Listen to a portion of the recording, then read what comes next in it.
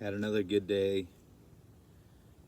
I figured this would be a good time to do an overview of exactly what I was doing. And so we had the mentioning of pay. And it eventually evolved back into why, because of the concept of the finish. So pay is a throw that you're open and then you close, if that makes sense.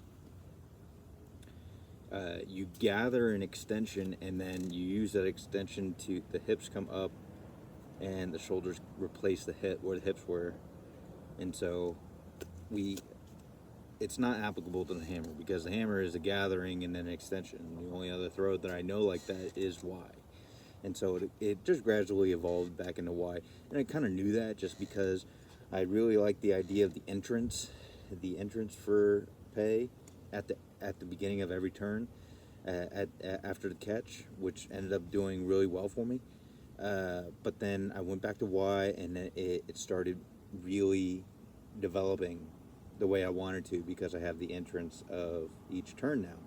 And so, but it evolved after that just because I started finding little details, like I was finding.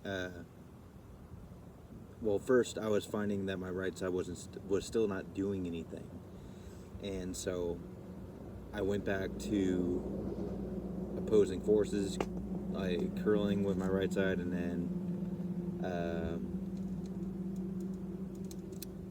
the whatever opposing forces with, like the glide idea with the left side, and so and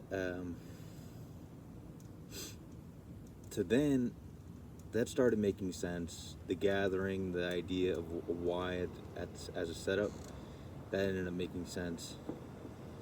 But then today, I started not using my hands or using my upper body, but molding myself into the wire after the catch, just like Y. So I'm facing the person, and then I have to rotate my lower body, use the person to rotate my lower body in order to face the direction that I need to in order to throw them in that rotation. And then towards the end of the day, and so I felt this big, nice tug on my shoulder, and at the catch, it would be here, and then I would turn, and it would mold into my left side, and I was just thinking, and it's like, I can do that with the right side too. And then I did it with my right side, and then kind of the idea of keeping it in place with my right side, so I can mold myself into my left arm, and ended up working out really good. I think there's a couple other key points of being very subtle with my feet, being very subtle with my feet now, not really having to do anything. My key here is to find that stretch of my left shoulder first, and that's my cue, while still rotating the ground.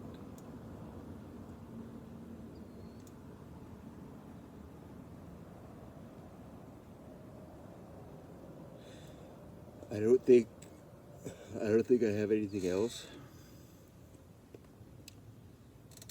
I noticed in the wines, big time, when I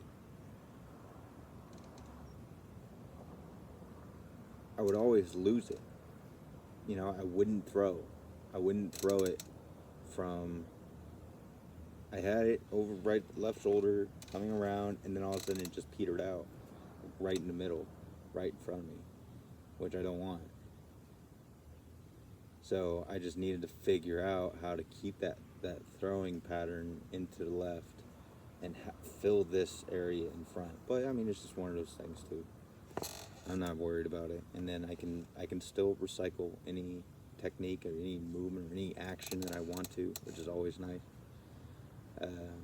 But that last throw today was something with both, technically both shoulders, or both arms, or I would say my upper body in an entirety, and it was it it wasn't fast. It didn't feel fast or anything like that, but it looked fast. Um, but if that wasn't a perfect representation of why, then I don't want to say perfect because my technique isn't 100% there, but it's just one of those things where the conceptual idea and and being able to cognitively see why versus the hammer throw, I would say they're almost identical. And so I was super interested and super interesting having doing that now. And it's all with the 35 and all with the 20. So the one thing that is, I needed to clear my upper body in order for my feet to keep rotating, and I wasn't getting that 100% with just my left side, and so that's why I brought in my other side as well, and I mean, I have to go back and look at it again, but that's when it really started looking a lot better, like I was clearing everything so my right foot could actually rotate. So that ended up working out pretty good.